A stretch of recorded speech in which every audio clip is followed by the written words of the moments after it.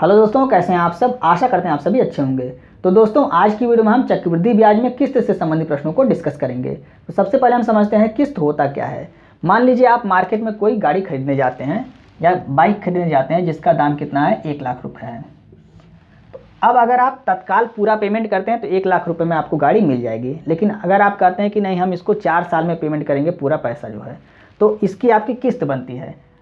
तो 4 साल में किस्त कितनी बनेगी। अब आप सोचें कि यहाँ 25-25 हज़ार रुपये हमको 4 साल में देना पड़ेगा, तो ऐसा नहीं है। यहाँ पर इस पर भी ब्याज जो बनेगा वह भी आपको देना पड़ेगा, यानी कि 25 हज़ार से ज़्यादा ही आपका किस्त आएगा। तो किस्त यही होता है कि इस धनराशि को डिवाइड करके 4 वर्ष में कितना हमको बराबर बराबर भागों में देना है, वही हमारी किस्त कहलाती है।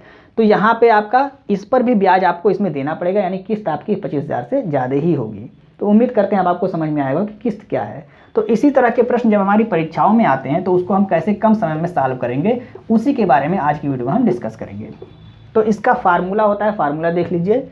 फार्मूला यहाँ पर दिया हुआ है, यदि ऋण की राशि P और प्रत्येक किस्त I है तो फार्मूला क्या होता है, P बराबर I गुणे 100/100 धन R, ब्रैकेट में 1 धन 100/100 धन R, फिर प्लस 100/100 धन R का स्क्वायर। अब यहाँ पे यह देखिए कितने वर्ष का है, यह 3 वर्ष का है। जब 3 वर्ष का होगा तो यहाँ पर स्क्वायर होगा, यानी 2 होगा। अगर मान लीजिए हमको 4 वर्ष की किस्त निकालनी है तो यहाँ पर आगे आप क्या कर देंगे, प्लस 100/100 धन R, और यहाँ पर क्या हो जाएगा, क्यूब हो जाएगा। तो ये 4 वर्ष के लिए होगा।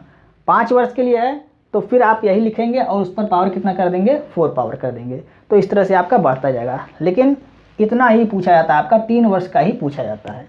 तो ये आपका फार्मूला हो गया। हमको क्या करना है, हमको ट्रिक के माध्यम से सॉल्व करना है प्रश्नों को। लेकिन फार्मूला भी हमको याद रखना है, क्योंकि अगर ट्रिक हमारी काम नहीं करेगी तो फिर हमारा यह फार्मूला ही काम करेगा। कुछ प्रश्नों में ऐसा भी होता है कि वहाँ पर ट्रिक काम नहीं करती है, तो वहाँ पर फिर हमको फार्मूला ही अप्लाई करना पड़ेगा। तो आइए सबसे पहले हम देखते हैं कि हमारी ट्रिक क्या है। तो किस्त वाले प्रश्न 2 तरीके से पूछे जाते हैं। एक में आपसे पूछता है कि किस्त निकालना, और एक में पूछता है मूलधन या ऋण ली गई राशि को निकालना पूछता है। तो सबसे पहले हम देखते हैं किस्त निकालना, यानी कि अगर हमको किस्त निकालना है तो उस पर हम ट्रिक कैसे अप्लाई करेंगे। तो इन दोनों ही कंडीशन में हमको आर की ज़रूरत होती है। आर मतलब क्या होता है, दर होता है। तो प्रश्न में जो दर दिया होता है, मान लीजिए प्रश्न में दिया हुआ है आर बराबर 10%। प्रश्न में दिया हुआ है आर बराबर 10%। तो पहला स्टेप होता है, इसको हम भिन्न के रूप में बदलते हैं, यानी कि प्रतिशत हटाते हैं। तो प्रतिशत अगर हटाते हैं तो कितना हो जाएगा, 10/100। प्रतिशत हटेगा तो बटा 100 हो जाता है। इसको काट देते हैं, कितना हो गया, 1/10। ये हमारा पहला स्टेप हो गया। सेकेंड स्टेप में हमको क्या करना है, यहाँ जो अंश में है इसमें हमको हर को ऐड कर देना है, यानी इसको ऐड कर देना है। कितना हो जाएगा यहाँ, 1 धन 10/10, 11/10। अंश में हमने हर को ऐड कर दिया, कितना आ गया, 11/10 आ गया। अब यहाँ पर जो अंश में आया है इसी से हम अपने चारों ऑप्शन को चेक करेंगे कि कौन सा ऑप्शन कट रहा है। जो ऑप्शन कटेगा वही हमारा राइट आंसर हो जाएगा। ये हो गया किस्त निकालना। अब सेम यही प्रोसेस हम अप्लाई करेंगे जब हमको मूलधन या ऋण ली गई राशि को निकालना होगा। वहाँ पर हमको क्या करना है, यहाँ पर हमने एक बार अंश में हर को जोड़ा है और यहाँ पर 2 बार हमको अंश में हर को जोड़ देना है। जैसे यही चीज़ हम यहाँ पर देख लेते हैं। आर बराबर 10% दिया हुआ है प्रश्न में, तो हम क्या करेंगे, सबसे पहले इसको हम भिन्न में बदलेंगे। 10/100 हो गया, यहाँ आ गया 1/10। तो एक बार हम इसको ऐड करेंगे तो कितना आ जाएगा, यहाँ पे 11/10। फिर इसको हम ऐड करेंगे, कितना आ जाएगा, तो 11 और 10 कितना हो जाता है, 21, 21/10। अब यहाँ पे हमने 2 बार ऐड कर दिया। अब जो यहाँ पर हमको अंश में प्राप्त हुआ है राशि, इसी से हम अपने ऑप्शन को डिवाइड करेंगे। जो ऑप्शन कट जाएगा वही हमारा राइट आंसर हो जाएगा। अब कुछ प्रश्न ऐसे भी होते हैं जिसमें 2 ऑप्शन 3 ऑप्शन कटते हैं या चारों ऑप्शन कट जाते हैं। तो कुछ प्रश्न में आपको दिमाग लगाना पड़ेगा। उस तरह के प्रश्नों में आपको दिमाग लगाना पड़ेगा। क्या दिमाग लगाना पड़ेगा, मान लीजिए 4 ऑप्शन दिए गए हैं और आपकी धनराशि कितनी है, जिसको आपने उधार लिया है, ऋण लिया है, 5000 है। 2 ऑप्शन मान लीजिए कट रहे हैं। 2 ऑप्शन में से एक ऑप्शन है आपका 8000 है और एक ऑप्शन है आपका 2500 है। 2 ऑप्शन आपके कट रहे हैं।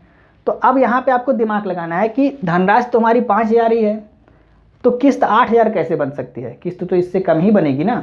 तो ये तो होगा नहीं, तब उस कंडीशन में हमारा ये राइट आंसर हो जाएगा।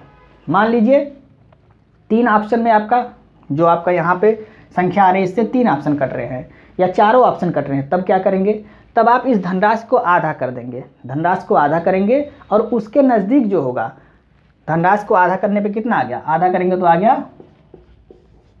2500 आ गया। अब इसके नज़दीक जो ऑप्शन होगा वही आपका राइट आंसर हो गया। अब मान लीजिए इससे भी नहीं आ रहा है, जब इससे भी नहीं आएगा तो फिर आपका अंत में ये फार्मूला ही बचता है, फिर आपको फार्मूला ही अप्लाई करना पड़ेगा। तो इसलिए आपको फार्मूला भी याद रखना ज़रूरी है। बहुत रेयर केस में ऐसा होता है कि ट्रिक अप्लाई वहाँ पे नहीं होती है, या दशमलव में आ गया, अगर बहुत लेंदी प्रश्न बनाना चाहता है तो दशमलव में आपको दे देगा ऑप्शन, और तो वहाँ पे इससे ऑप्शन कटेगा ही नहीं। तो जब नहीं कटेगा तो फिर वहाँ पे हमको इस फार्मूले को ही अप्लाई करना पड़ेगा। तो अब आइए इससे संबंधित हम प्रश्नों को डिस्कस करते हैं, तो ज़्यादा समझ में आएगा। कुछ समझ में आया होगा थोड़ा बहुत आपको यहाँ पे, अब जब प्रश्नों को हम सॉल्व करेंगे तो और भी अच्छी तरीके से आपको समझ में आ जाएगा। तो आइए प्रश्नों को देखते हैं। पहला प्रश्न देखते हैं। पहला प्रश्न कह रहा है, राकेश ने 6800 रुपये उधार के रूप में लिए, जिनको ब्याज सहित 2 बराबर किस्तों में चुकाना है। यदि चक्रवृद्धि ब्याज की दर 12/1/2% वार्षिक हो तो प्रत्येक किस्त का मान क्या होगा, ये हमको ज्ञात करना है। किस्त का मान निकालना है, मतलब अंश में हर को एक बार हमको ऐड करना है। हमको चाहिए क्या, हमको चाहिए दर। दर कितना है यहाँ पे, 12/1/2%। 12/1/2% ये दर दिया हुआ है। इसको हम क्या करेंगे, भिन्न के रूप में बदलेंगे तो 12 दूनी 24, 1 25/2, और प्रतिशत हटेगा तो बटा 100 हो जाएगा। 4 बार में कट गया, यहाँ आ गया 1/8। कितना प्राप्त हो गया, 1/8 प्राप्त हो गया। अब हम क्या करते हैं, अंश में हर को ऐड कर देते हैं। कितना आ जाएगा, 9/8 आ जाएगा। तो 9/8 आ गया। अब यहाँ पे 9 प्राप्त हुआ। देख लेते हैं कौन सा ऑप्शन कट रहा है। तो पहला ऑप्शन 9 9 81, पहला ऑप्शन ही कट रहा है। अगर इसको आप टिक करके आगे बढ़ जाएंगे तो आपका आंसर गलत हो जाएगा। क्यों गलत हो जाएगा, क्योंकि अभी हमने आपको बताया है यह है आपका मूलधन 6800 और ये है आपकी किस्त 8100। तो मूलधन 6800 ही है तो क्या किस्त 8100 बनेगी, मूलधन से कम ही किस्त बनती है, ज़्यादा नहीं बनती है। तो ये ऑप्शन आपका नहीं होगा। दूसरा देखिए, तो दूसरे में क्या है, 41 50, यानी कि 9 चौक 36 और 9 55, ये नहीं कटेगा।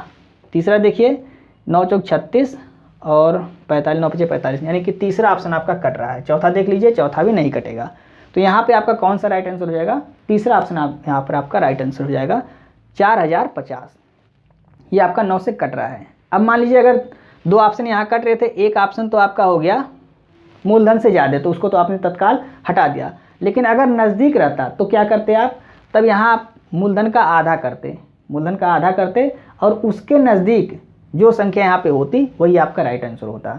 उस तरह के प्रश्न भी हम आगे डिस्कस करेंगे। अब आइए हम दूसरा प्रश्न देखते हैं। दूसरा प्रश्न कह रहा है, कोई धनराशि वार्षिक चक्रवृद्धि ब्याज की 5% दर से प्रतिवर्ष 17,640 रुपये की 2 बराबर वार्षिक किस्तों में चुकाई जाती है, तो उधार ली गई राशि क्या होगी। यहाँ पर हमको क्या ज्ञात करना है, उधार ली गई राशि ज्ञात करना है। मतलब अंश में हम हर को 2 बार ऐड करेंगे। हमको क्या चाहिए, किस्त चाहिए, दर चाहिए। दर कितनी है, दर यहाँ पर है 5%। इसको हम क्या करेंगे, भिन्न के रूप में बदल देंगे, यानी 5/100 हो गया। यहाँ पे आगे आपको 1/20 प्राप्त हो गया आपका। अब यहाँ पे हम एक बार पहले इसको ऐड करेंगे, यानी कि अंश में हर को ऐड करेंगे, कितना हो गया 21/20। फिर दोबारा हम ऐड करेंगे तो हो गया 41/20। अब यहाँ पे हमको प्राप्त हुआ 41। अब देख लेंगे 41 से कौन सा ऑप्शन हमारा कट रहा है, वही हमारा राइट आंसर हो जाएगा।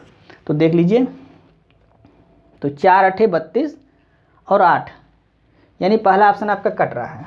दूसरा देख लीजिए, ये नहीं कटेगा। तीसरा भी आपका नहीं कटेगा और चौथा भी आपका नहीं कटेगा। मतलब पहला ऑप्शन ही आपका यहाँ पर कट रहा है, यही आपका राइट आंसर हो गया 32,800।